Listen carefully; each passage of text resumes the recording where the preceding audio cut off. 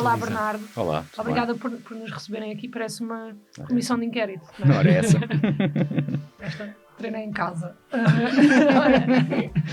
Então, só para começar e para contextualizar um bocadinho lá em casa quem está a ver, o que é o Fumaça? Então, o Fumaça é um podcast de jornalismo de investigação.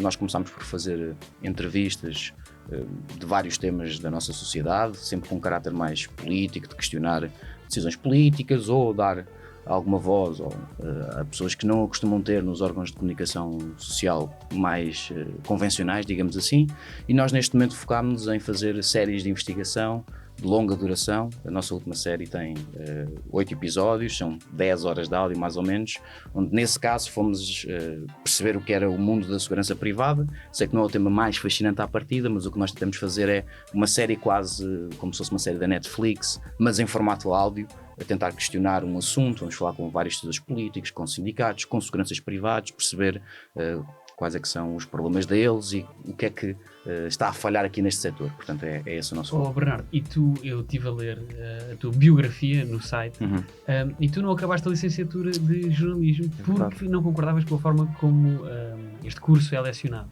Como é que tu explicas isso à faculdade e aos teus pais? Sim.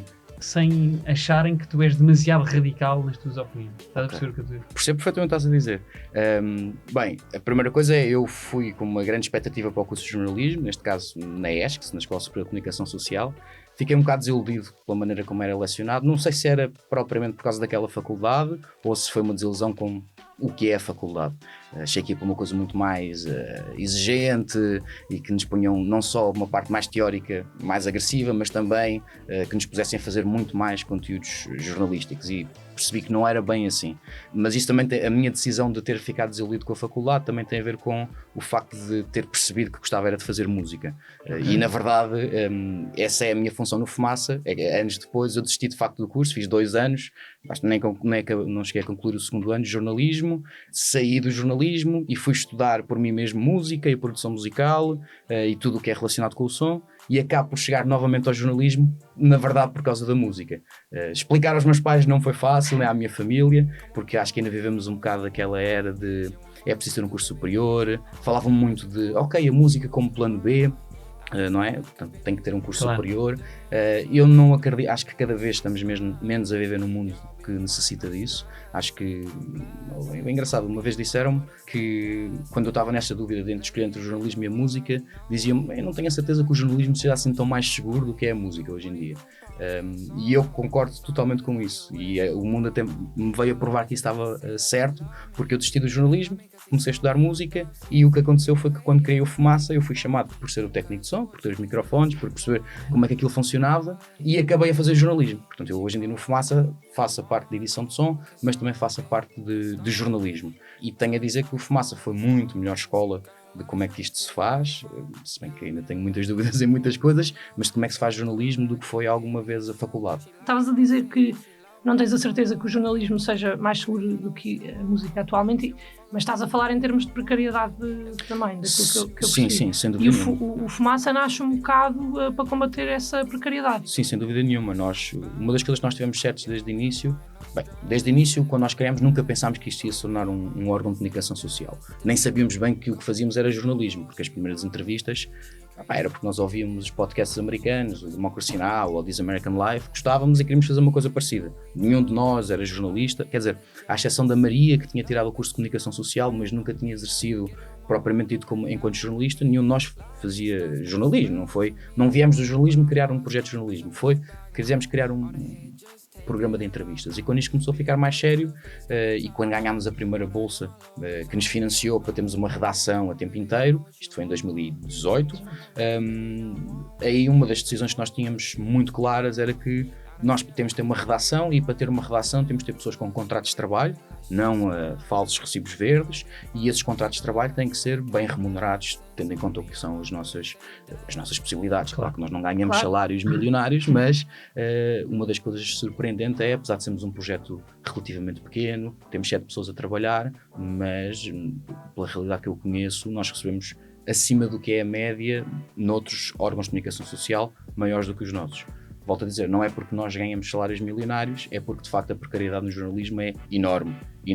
E eu calculo que vocês tenham amigos que trabalham em órgãos sociais não independentes como vocês. Tu sentes que eles, quando vocês falam de trabalho e de jornalismo, eles privam-se de vos dizer algumas coisas para vocês não ficarem do género assustados com o jornalismo convencional? Eu não sei, não acho que se privem, até porque uma coisa que eu noto é que e esse é um dos problemas do jornalismo, as pessoas que trabalham nos grandes órgãos de comunicação social, por um lado estão já demasiado formatados para aquela realidade, que é completamente diferente da nossa. Uma coisa muito concreta, num grande órgão de comunicação social, a maior parte dos jornalistas tem que fazer 3, 4, 5, 6 notícias por dia. É uma velocidade muito grande, não dá para perceber, isto é a minha crítica, não dá para perceber nem um tema a fundo, nem pensar, equacionar, ouvir todas as partes interessadas, pensar muito sobre o assunto. Não é que eles não conseguissem fazer, não. A exigência o ritmo de trabalho é completamente diferente, porque na verdade têm que fazer dinheiro, fazem dinheiro com publicidade, a publicidade vem através dos cliques ou das visualizações e portanto estão dependentes desta lógica. E isto é muito perverso para o jornalismo, porque o jornalismo muitas vezes tem que ter tempo para pensar, tem que ter tempo para questionar, para pôr em perspectiva, e as pessoas com quem eu falo não têm tempo para fazer isso. Não é uma questão de quererem ou não quererem, não têm tempo para fazer isso e portanto estão demasiado formatados para essa ótica e portanto eu acho que eles não escondem, antes pelo contrário, às vezes eu é que fico com vergonha de dizer a maneira como eu trabalho. Por exemplo, neste último ano nós estamos a fazer uma série, nós lançámos esta série que já vos falei dos Exército de Precários no início do ano, e todo o resto do ano o Fumaça fez meia dúzia de entrevistas pontuais, mas nós estivemos a trabalhar em séries que vão sair só para o ano e portanto estamos a falar de horizontes temporais completamente diferentes. É um ano de trabalho para fazer uma série e eu às vezes é que tenho vergonha de dizer às outras pessoas, não é? Nós vamos falar mais à frente sobre o financiamento do Fumaça e também sobre o tipo de peças que vocês fazem. Já falámos contigo, Bernardo, obrigada, foi uma pequena introdução, mas nós ainda vamos continuar aqui. Só que vamos agora só fazer uma pausazinha para ouvir o que é que a Maria, com quem é que a Maria esteve a falar aí em casa. Portanto, vamos só fazer uma pausa. Bernardo, um programa da manhã.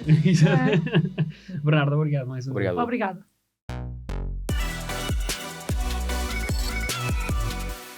Olha, que boa entrevista da Maria. É pá, muito não bem. Foi? Não estava nada à espera. Lá atrás também está bonito. Curtiu também. Obrigada, Maria, um beijinho para ti. E nós agora já estamos aqui de volta à redação do Fumaça, que é também onde se grava o vosso podcast, com o Nuno Viegas. Olá, Nuno. Olá. Obrigada por estares aqui connosco.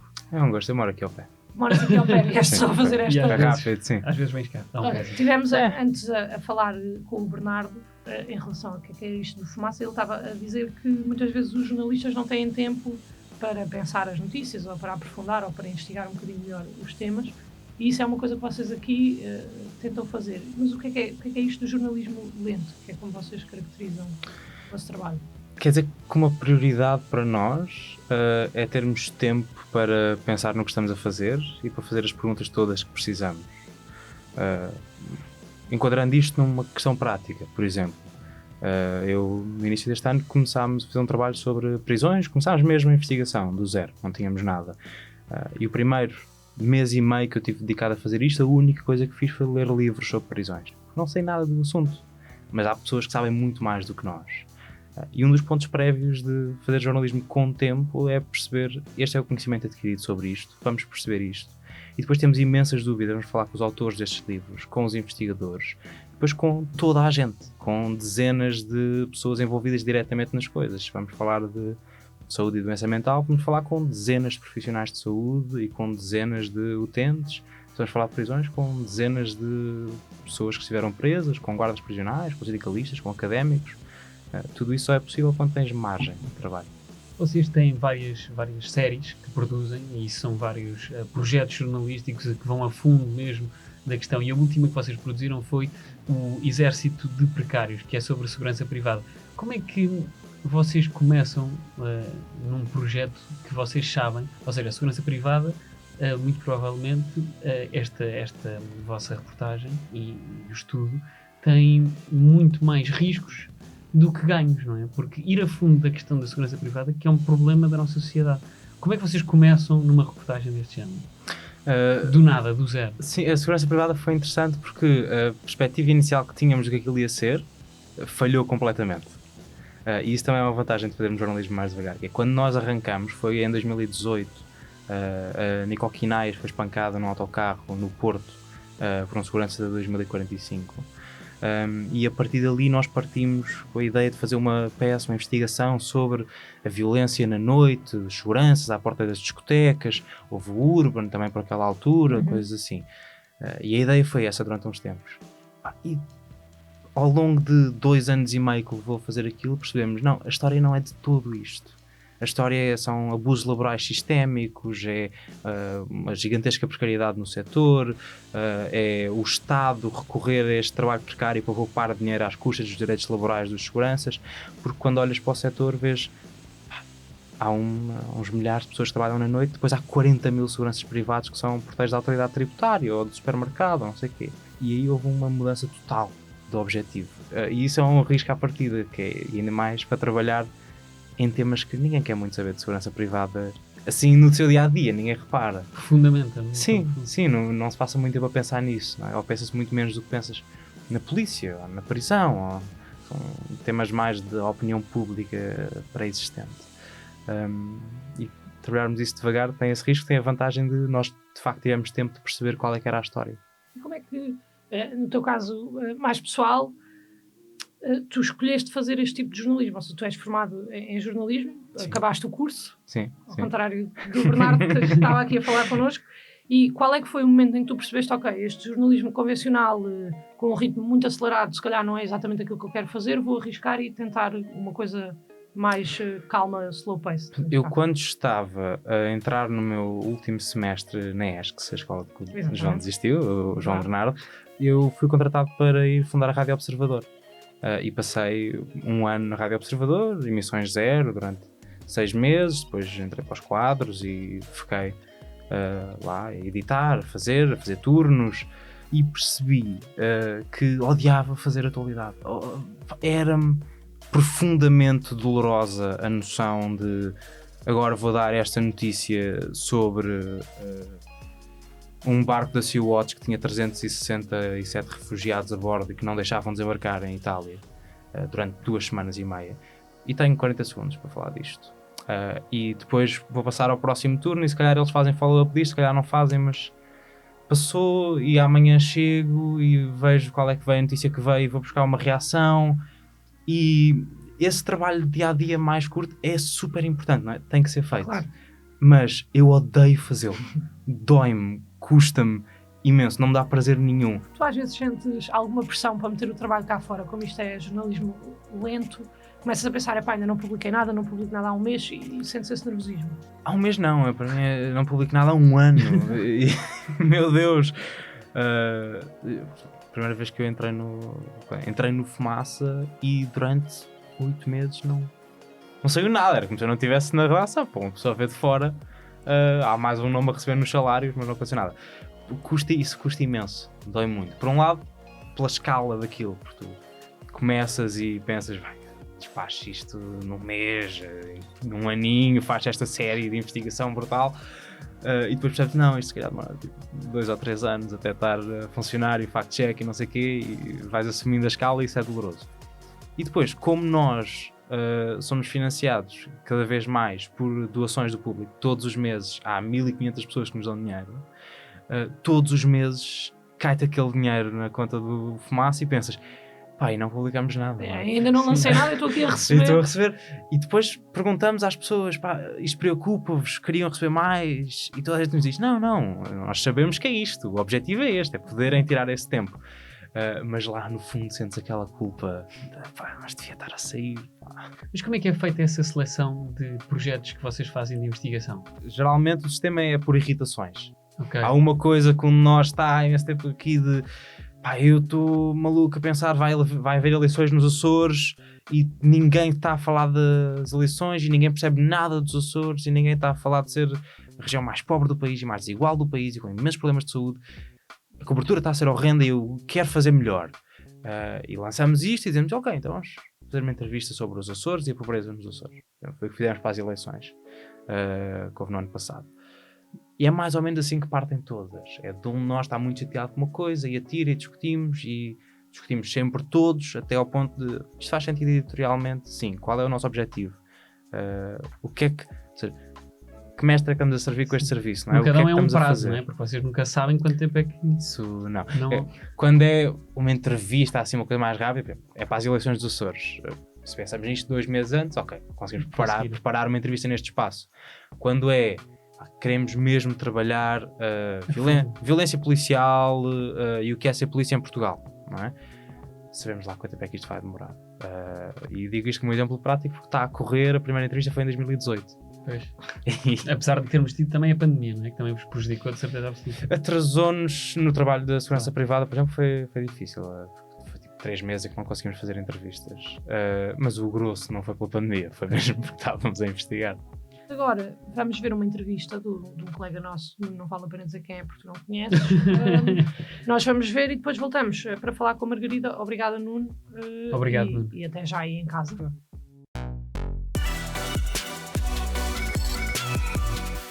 Muito obrigado, mais uma excelente conversa e mais um excelente cenário.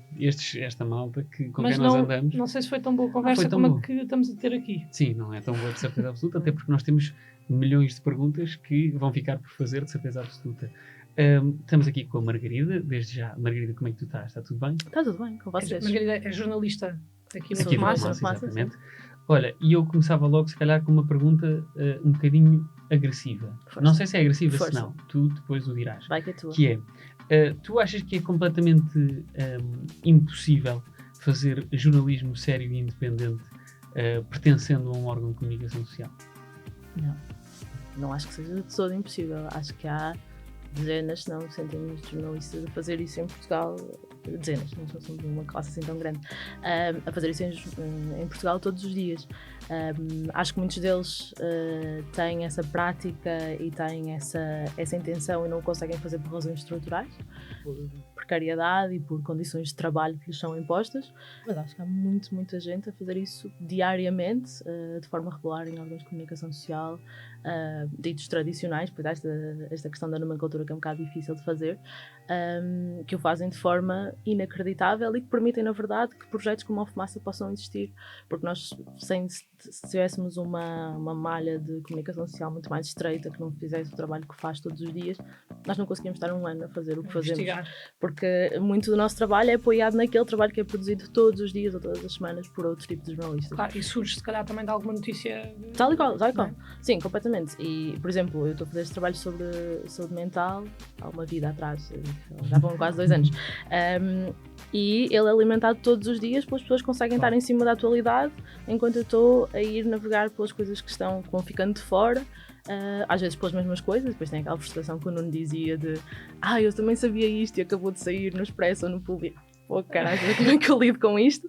Porque eu vim de um jornal diário, então também tenho estas ideias na cabeça e sou jornalista e isto tem uma coisa de quero publicar e quero dizer às pessoas e quero que as pessoas saibam.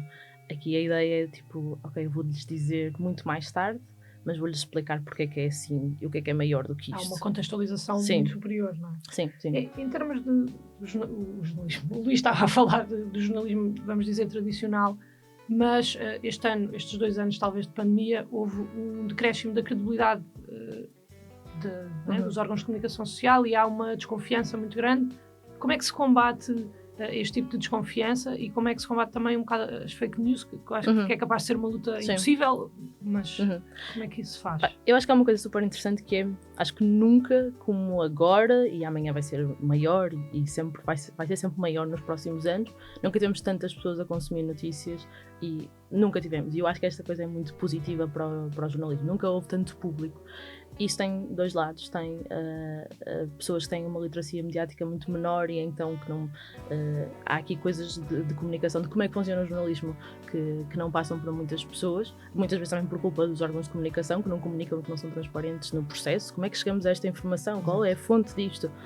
As fontes anónimas e esse tipo de coisas ainda são muito comuns e as pessoas não fazem a mínima ideia como é que aquela informação, como é que a pessoa chegou àquela informação, por isso não têm confiança no órgão de comunicação ou no jornalista em concreto.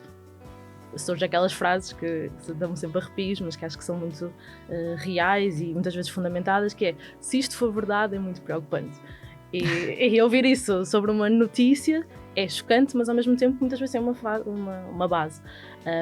Acho que o jornalismo tem uma oportunidade brutal para ter credibilidade, que é, tem um público gigante, então bora trabalhar e bora mostrar a estas pessoas como é que a informação contextualizada lhe pode dar mais segurança na sua vida, para tomar decisões, para estar informado. Acho que isso não é possível fazer com lógicas de publico 5 ou 6, 7 notícias por dia, e só vai piorar sempre a credibilidade do jornalismo e também a sua sustentabilidade. Eu acredito mesmo que quem consome notícias, só aquelas notícias que podiam estar no Público, ou que podiam estar no Notícias ao Minuto, ou que podiam estar no Tá Bonito, quem consome esse tipo de notícias nunca vai pagar por jornalismo. Essa foi uma das razões pela qual tu saíste do Público? Não necessariamente. Eu estava numa posição incrível no Público de trabalhar numa secção de que eu gostava muito, e que fazia um trabalho que eu considero que é muito aproximado daquilo que é a minha visão para o jornalismo. Surgiu uma oportunidade de fazer uma coisa que eu achei que nunca na vida podia fazer, que era muito próxima do documentário. Eu acho que a maneira que nós trabalhamos é muito parecida com a malta no cinema, que trabalha muito assim, que é, ok, vamos fazer este projeto gigante de 1 ano, 2 anos sobre um tema. Que normalmente não é uma lógica muito do jornalismo. Então foi essa oportunidade que eu achei, eu nunca vou ter esta oportunidade outra vez. E se calhar, se o Fumaça não der, eu posso um dia voltar ao jornalismo diário. Há vários projetos, este não havia. Então eu achei, ok, se não vou agora, quando é que eu vou fazer isto? E era uma coisa que eu gostava muito de fazer, e lá está, dentro dos jornais diários é muito difícil teres tempo para fazer uma coisa próxima do documentário. Onde é que na vida eu podia estar a fazer isto num sítio diferente, não é? E tanto que estavas a dizer há pouco que já estás há 2 anos a trabalhar numa série, imagino eu, porque vocês também já têm mais ou menos bem definidos quais é que são os vossos projetos para 2022, devido a conseguirem trabalhar com esta longitude. Sim. E então, vocês vão falar de violência policial, discriminação na justiça e a vida dos polícias e, pelo que eu percebi no teu caso, saúde e doença mental. Exatamente. E tu não te chega a um ponto que é tipo, já tenho demasiada informação, já não, isto tudo tem que ir agora, só posso meter... Não chegas a este ponto de estou cansada também disto. Tal e qual, sim, a minha saúde mental está a ser muito prejudicada por este trabalho às vezes, mas principalmente sim, essa barreira do quando é que esta história acaba não é nada clara, a maior parte das vezes. E sempre porque também este trabalho tem que ser muito feito a equipa precisamente para isso, para nos pôr um travão, de dizer, ok, terminou, não dá mais, a história acabou aqui. Porque é muito difícil conciliar tudo isso, né? De como é que tu contas uma história que sabes que é muito importante e vão surgindo pessoas e vai surgir sempre pessoas, sempre esta pessoa que é brutal, esta pessoa que tem uma história não sei o quê. É muito difícil perceber quando é que a história acaba e quando é que tens de tens mais ou menos noção de quando é que será o lançamento? Será, fazendo a promessa, que será claramente 2022, no primeiro semestre de 2022, e vai ter cerca de 12, 13 episódios. E este só o teu da saúde mental, pois ainda temos as outras 3 que estão a ser, as outras 2 estão a ser preparadas. Sim. Vocês têm no vosso manifesto, eu acho que é no manifesto, que não acreditam em jornalismo isento. Eu queria perguntar o que isto quer dizer, porque eu achei uma frase peculiar, no sentido em que, então, se não é isento, não é uma opinião, não sei, estou mesmo a perguntar, sim. Não sei. Nós acreditamos que o jornalismo tem sempre um viés, que é o viés da pessoa que o está a fazer ou do órgão de comunicação que o está a fazer. E é isso que nós pomos em cima da mesa. Nós temos as nossas ideias, as nossas opiniões, e elas influenciam o trabalho que nós fazemos. Quer nós queiramos, quer não. E não é nós vamos dar a nossa opinião no trabalho que fazemos, não é isso. É mais nós escolhermos fazer este tema, um bocadinho como o Nuno dizia há bocado, das nossas inquietações. Se eu escolho fazer sobre saúde mental é porque me importo com isto. Quando um jornalista decide escrever sobre gravidez ou sobre os problemas na rua ou sobre um partido político, também o faz muito influenciado pelas suas próprias crenças. E é isso que nós pomos em cima da mesa. Então, com os óculos de pessoa...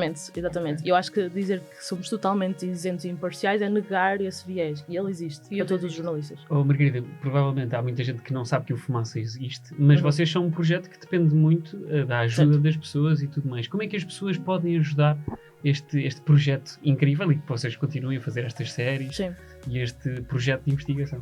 Ir a fumaca.pt/contribuir. Basicamente o nosso trabalho é financiado por bolsas de jornalismo e por pessoas individuais que contribuem mensalmente para que nós existamos. Uma comunidade de 1.500 pessoas. Exatamente. E as pessoas Patreon, não é? Exatamente. Temos a modalidade de Patreon através do nosso site e é através da contribuição mensal de pessoas que não ganham imenso em retorno, ou seja, nós temos alguns benefícios de fazer parte da comunidade, mas todo o nosso jornalismo é livre e é para isso que a maior parte das pessoas paga, para que nós continuemos a fazer o nosso trabalho.